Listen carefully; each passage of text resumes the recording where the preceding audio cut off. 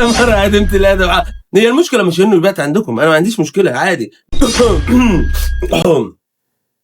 خطيب بنت بيقول لي عايز ابات عندكم. هو ينفع يا سلطان اجيب له هدوم منين؟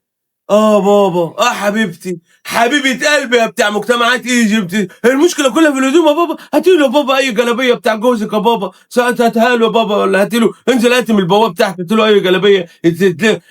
انت ده انت مره عدمت الادب حاول. والله مرة عدمت الادب. هي المشكله مش انه يبات عندكم، انا ما عنديش مشكله عادي، نام في المطبخ هنا تعمل. هو ما فيش مكان يبات فيه طيب ولا ايه؟ ولا هو مطرود من البيت؟ ولا هو انتوا بتاع بتحاولوا تقربوا العلاقات اكتر واكتر؟ يعني ده خطيب بنتك، ما تعقل يا مره بقى من الكتامين اللي انت بتشربيه في دماغك ده خطيب بنتك. عليه الصلاه والسلام يا عم.